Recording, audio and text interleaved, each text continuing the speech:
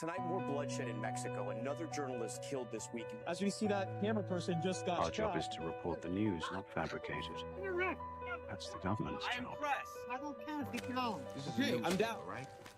It's I'm not gonna 90% give bullshit. Can you stay kind of? You are fake news. Famous fake news Is at this this the point. price one needs to pay to speak the truth? Fake news. It's always about silencing the Choice, target. but fuck it, I quit. Hello. How you guys doing tonight? Hi, Debbie Martin, Richard, Sarah, Pam, Debbie Rogers, Ms. Nana, Rodney, Richard, Tia. How you guys all doing tonight? Of course, not a lot going on in the world, but a lot of news that you guys do need to know about. As of course, ceasefire has yet to happen in Gaza Strip, as of course many nations around the world, over 90% of nations, said the U.S. should force a ceasefire in Gaza right now.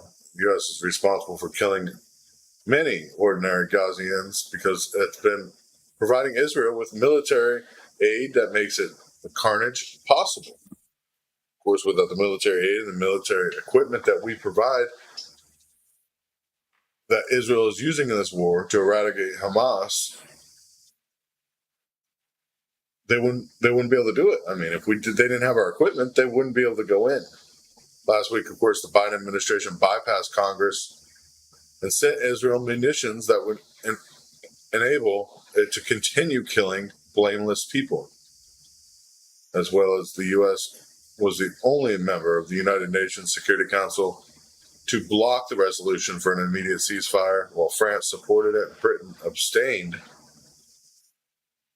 More than 2 months into this intensive fighting, Israel has killed more than 17 or 18,000 citizens, more than 5,300 whom were children. We're talking 1.9 million people displaced right now, as much of Gaza City is in rubble, expanding and intensifying its air and ground attacks against the southern city of Khan Yunis and Yusuf. The displacement means about 2 million Palestinians with no roofs over their heads, little access to water or food, no sanitation, no schools, no work, no healthcare services, no clean air to breathe. I mean, this is certainly a terrible situation. They could die or be wounded in the next bombardment. I mean, Israel too.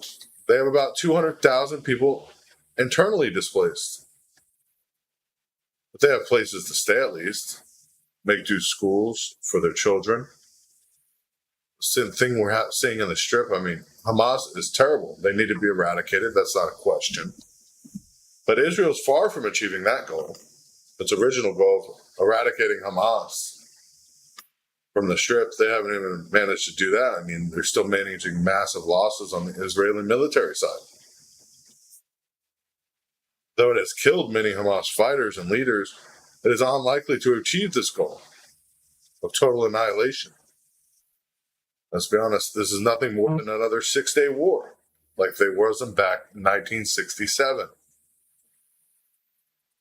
This war, of course, is lasting many more days, killing many more people, and watching innocents suffer.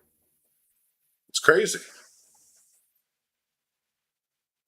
Watching Iran, of course, now warn against U.S. proposed Red Sea force. Yes, the U.S. is proposing another force, another military force, a multinational task force to protect the shipping of the Red Sea in the Red Sea. This is crazy. We're trying to put ourselves in the middle of everybody's business, and this is exactly what's happening. We're wasting so much American dollars, American lives, putting soldiers at risk when they don't need to be.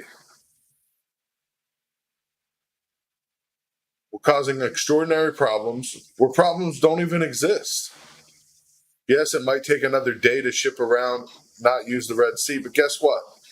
That's what you do. You don't go and cause more problems in the world and cause more fighting, but yet that's where we are, our government anyways. It's sad.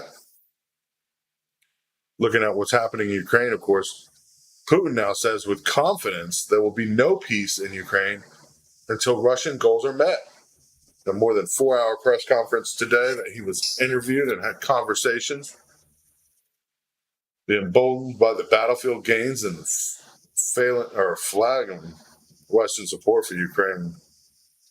A relaxed and confident Vladimir Putin said there would be no peace until Russia achieved its goals, and he said it remained unchanged after nearly 2 years of fighting. Which is not a surprise. Watching what's happening, the U.S., of course, backing down from giving support from them. Senate and Congress not being able to get any support. EU leaders today backing out of the deal that they've had for the aid package. They failed to agree today on the $50 billion aid package for Ukraine and reneged on the EU budget deal for Ukraine. These European leaders have decided that the aid package going to Ukraine would be worthless money. And that's what's happening here in the U.S. You can't put money after bad politics. And that's what's happening, or has been happening around the world. Of course, now seeing these leaders come up and say, hey, there's a problem here. We can't continue this. It won't work. It's kind of a good thing. People are realizing what's happening amidst all the money going to Ukraine, of course, in a war-torn nation that's since the Russian invasion. I mean, Ukraine is badly counting on funds to help its damaged economy survive in this coming year. The thing is, Ukraine is depending on the rest of the world for the last 2 years. This is a war that cannot be won with just Ukraine involved. And what does that mean, and where is that going to head to us? We don't know. We don't know where the future leads, but it looks like NATO may eventually get involved.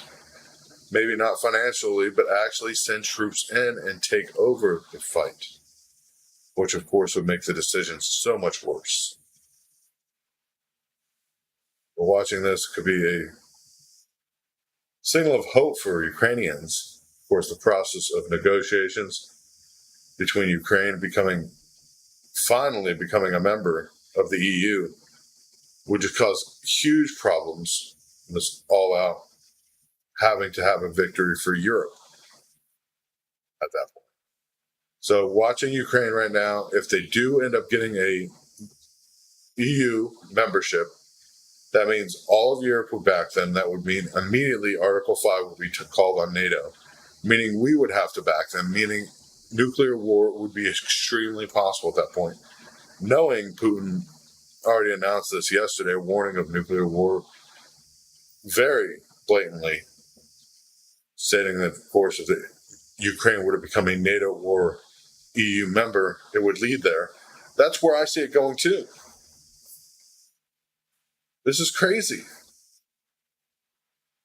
Absolutely crazy watching this all unfold. But it's just life at this point. It's just life. Back in Israel, there's more humanitarian problems other than just the Hamas-Gaza border issue.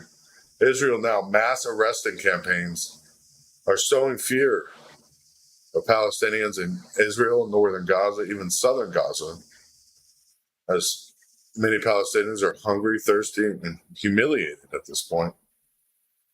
Israeli military is rounding up hundreds of Palestinians across not only North Gaza Strip, but Israel itself, separating families, forcing men to strip to their underwear before trucking some to detention camps on the beach where they're spent hours, in some cases days, subjected to hunger and cold.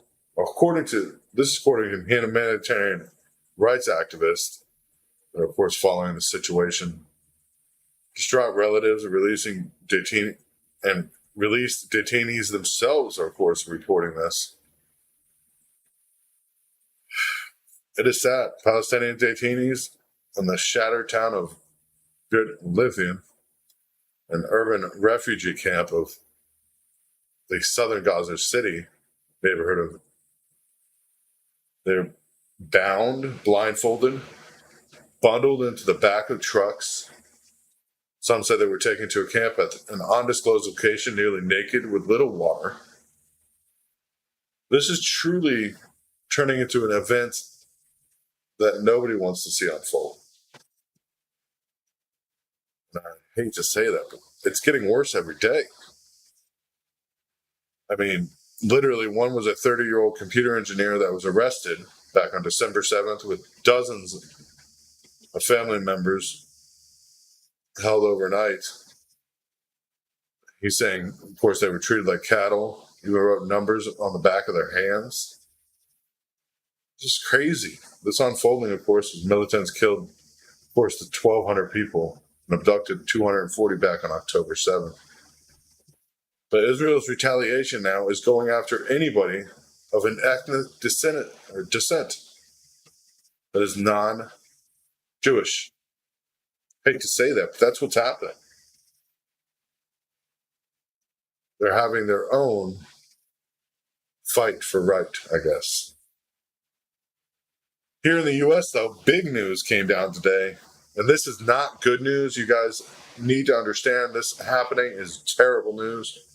Supreme Court refusing to block an Illinois law banning some high-powered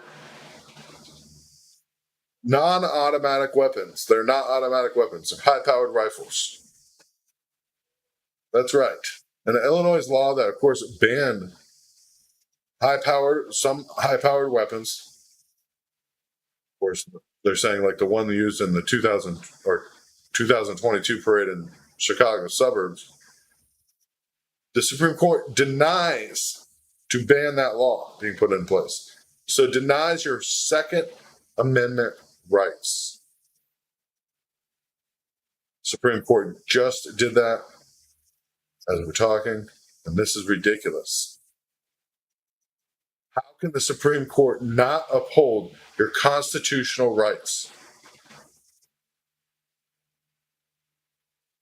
The law is, of course, prohibiting possession, manufacturing, and sales of semi-automatic rifles and high-capacity magazines.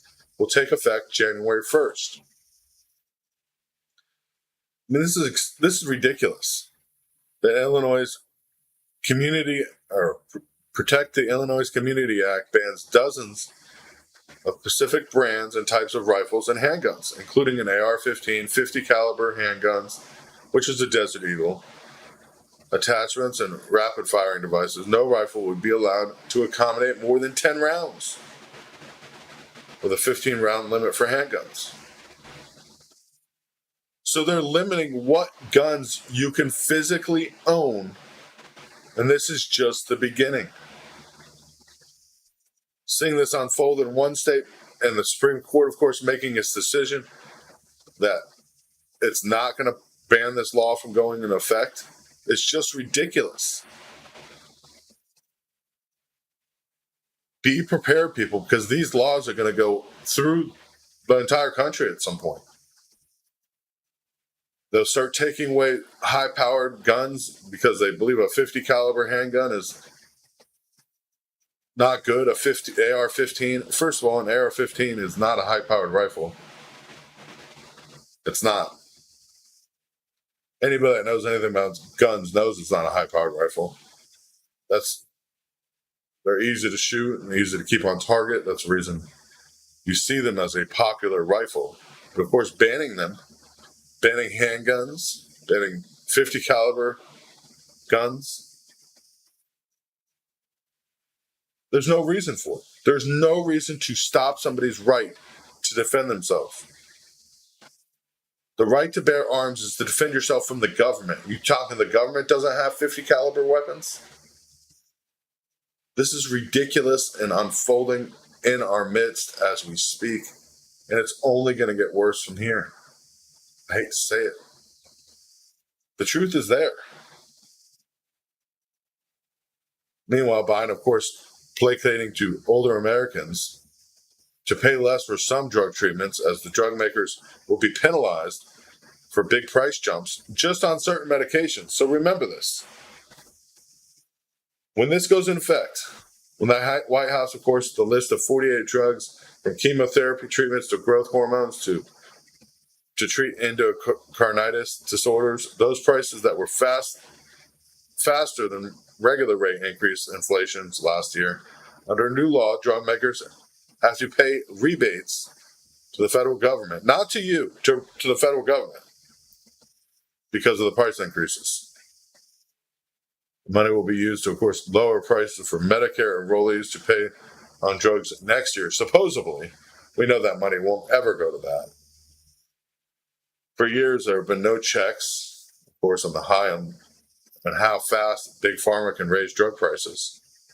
But the thing that the government doesn't understand is by limiting their ability to raise prices on drugs that, of course, cost a lot to research and develop will cause common medications to skyrocket.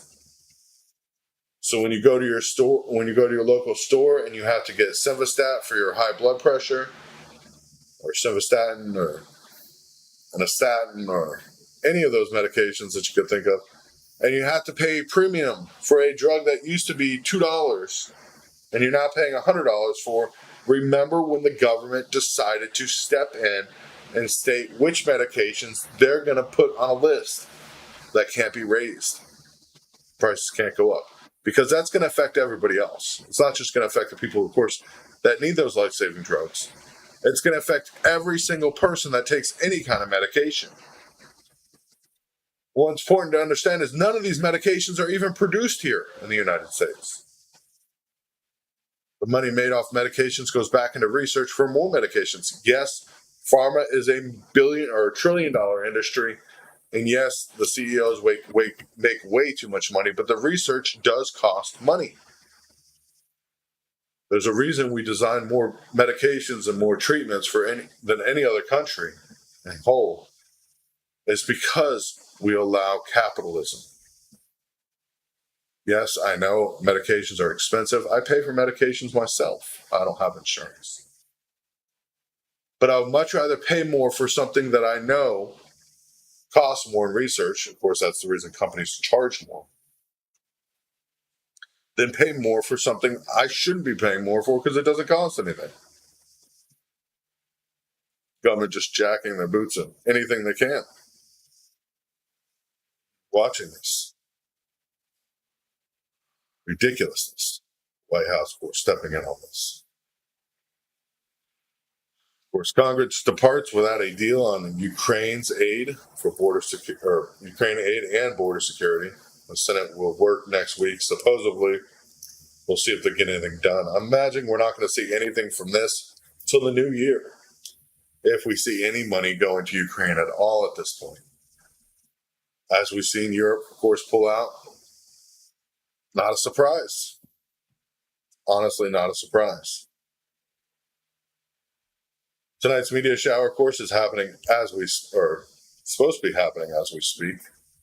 Between 60 and 100 or 120 meters are expected every hour in the peak time. Of course, tonight, during a meteor shower that will be visible for most of all of the U.S., this, of course, will be a beautiful shower. So if you're going to go out and do something tonight, go out and look at the meteor shower. Of course, take a blanket, lay it outside, enjoy that. As, of course, The world's gone crazy. Might as well enjoy the little things in life. That's all we can say, literally, at this point. Be safe, protect your family, and protect your interests. God bless you all, and God bless America. We will see you tomorrow night at 9:30 Eastern Standard Time. Till then, be safe and be prepared. God bless you all.